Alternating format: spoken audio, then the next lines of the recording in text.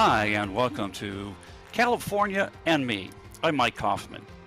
Every November we pay tribute to our veterans with a national holiday.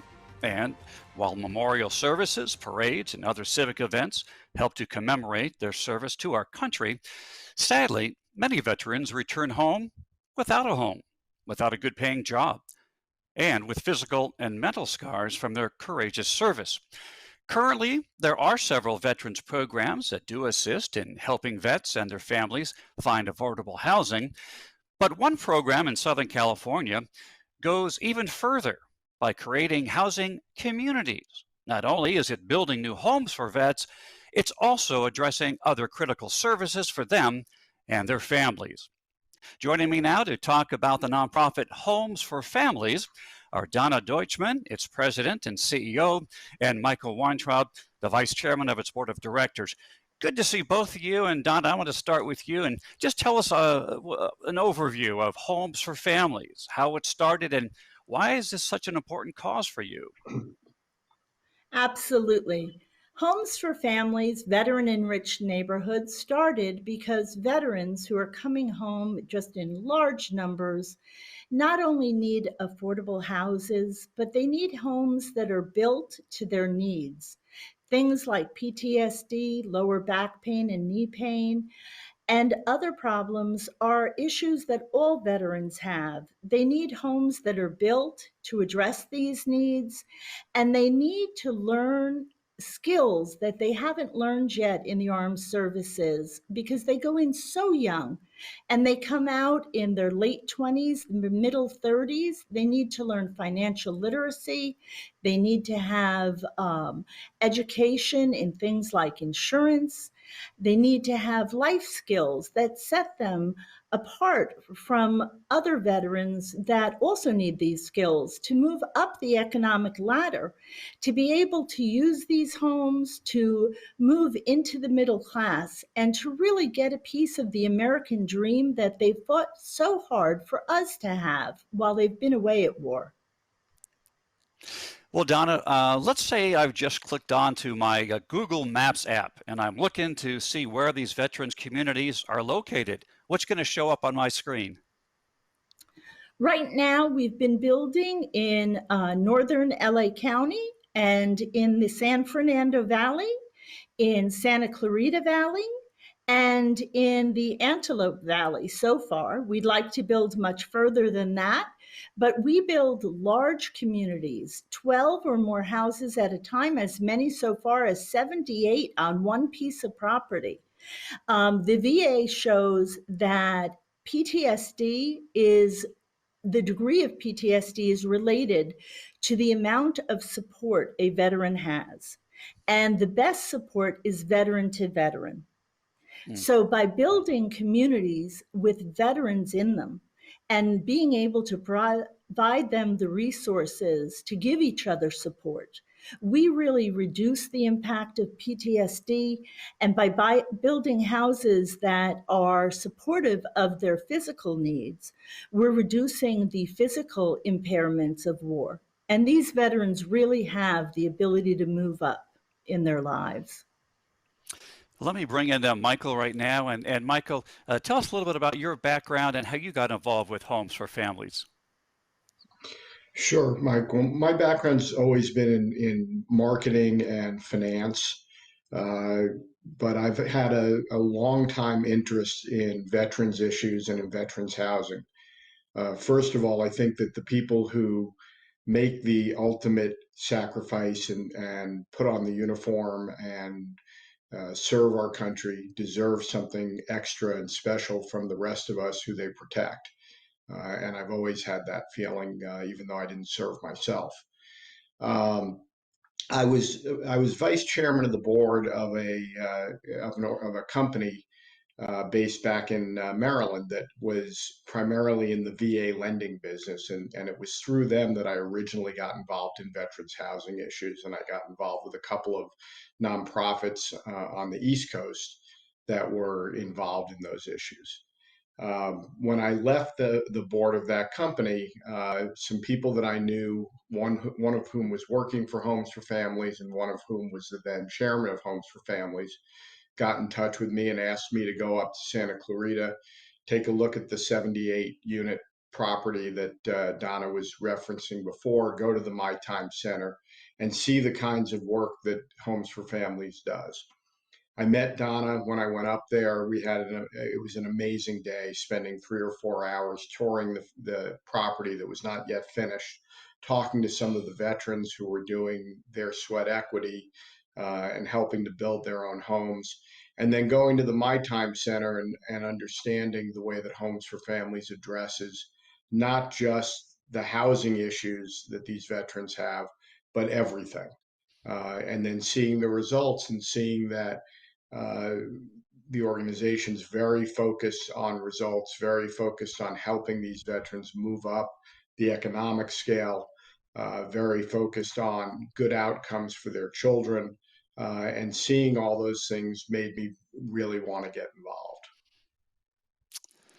Fantastic. Donna, tell me what goes into the thought process behind which areas would make for a good veterans community. And and the reason why also you said that you start with 12, at least 12 houses. If you can just tell me a little bit more, about why that's a specific number for you.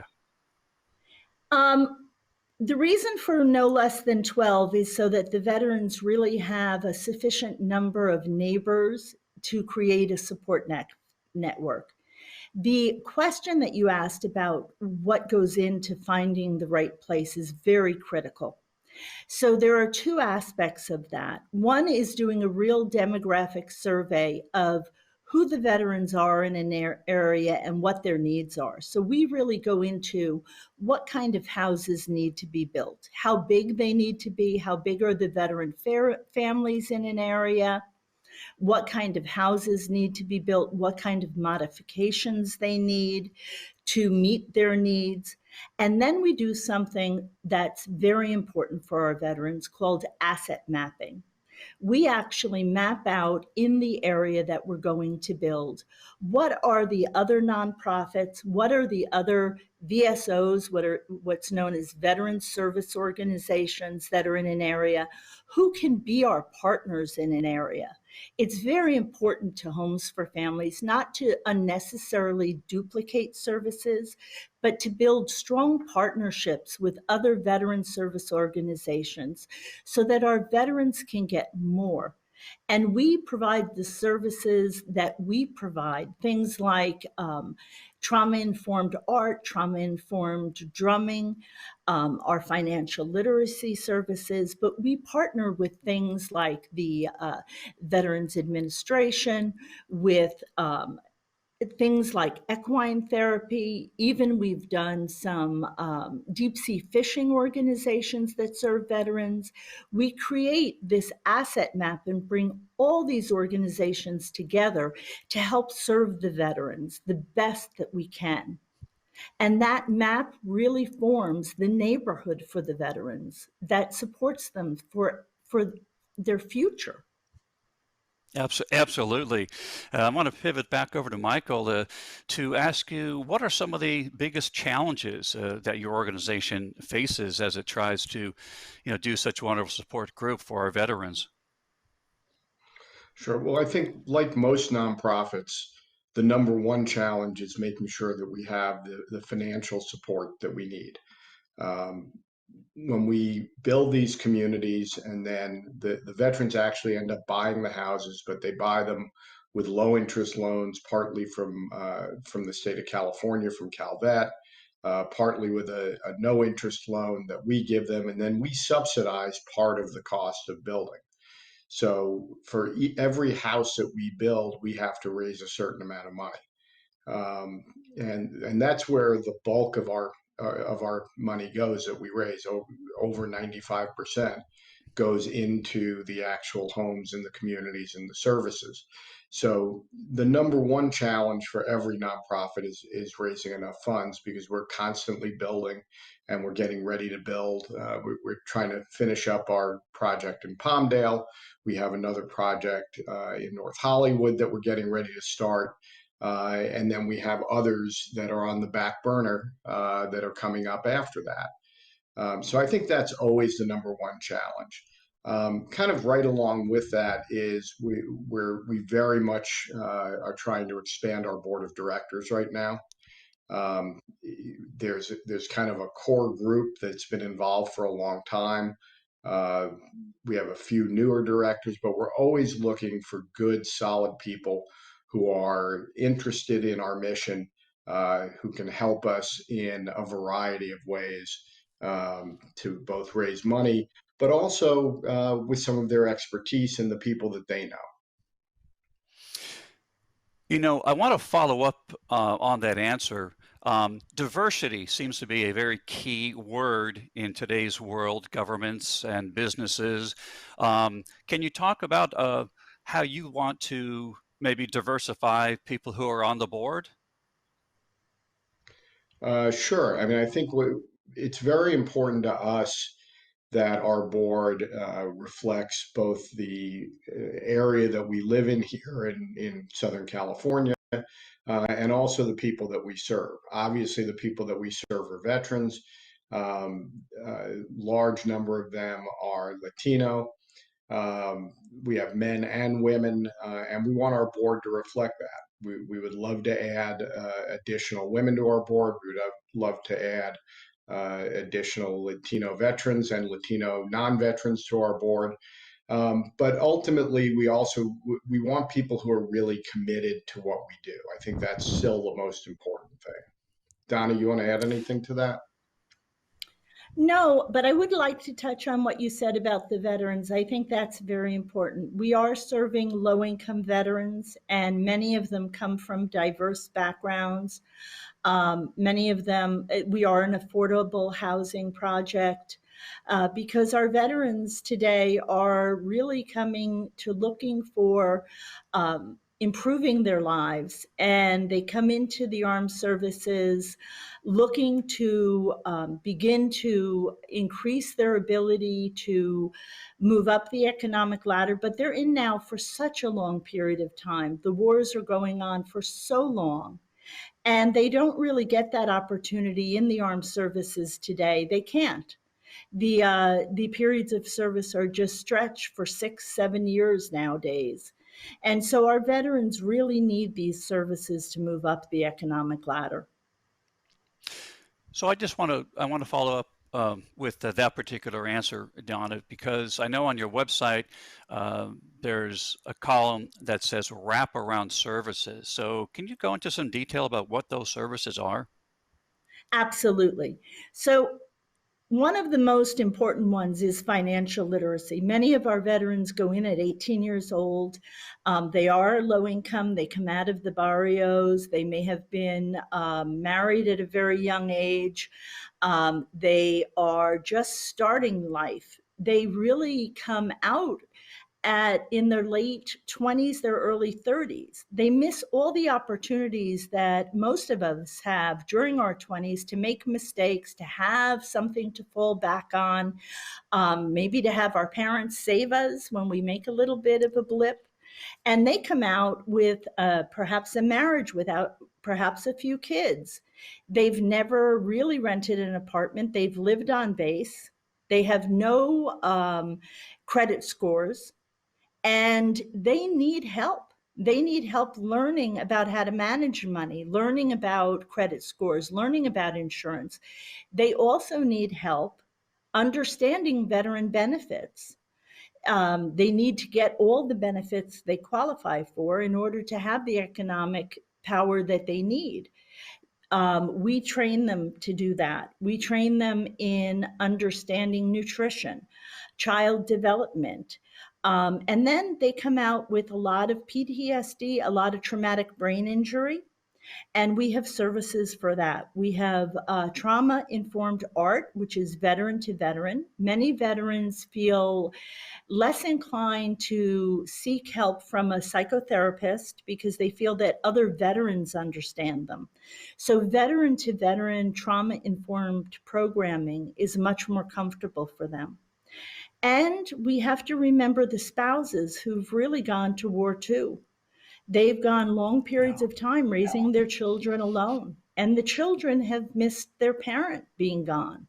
So we have programs for the spouses and for the children and for the families together. And all of that, Michael mentioned it before, is available in our My Time Center, which stands for My Trauma Informed Military Enrichment Center. And it's a critical part. Also, so that if we're giving nutrition classes, where do people get low cost vegetables and fruit? So we Right. build urban community gardens right in our neighborhoods. So all of these things. Right now, groceries have just skyrocketed. So in addition to that, we're helping our veterans with grocery cards where we can. So that's all part of our fundraising as well. Can you, Mike, I think Donna, when just oh, go ahead. Go ahead. no, I was just going to say when I first toured Homes for Families community, the My Time Center and the services offered there, to me, were the biggest difference between Homes for Families and any other nonprofit that I had ever seen or been involved with. And I think it's important to focus a little bit on that, that it's really the secret sauce that allows Homes for Families to be successful in changing these veterans' lives. And Michael, can you give us the website for people who are watching that they want to get more information about Homes for Families? Sure, it's www.homes4families.org. So www.homes4families.org. Great. And Donna, back to you for a moment. Could you talk about some of your fundraising events that take place throughout the year? Yes, we have some wonderful events coming up. We have a rainbow build in September for the full community. It's our LGBTQ build, but it's open to everybody, and it's a wonderful on-site build where people can help build these homes. In October, we have our Over the Edge event where people rappel down the Universal Hilton, and that's always a great event. We have a women's build that's always the day before Mother's Day.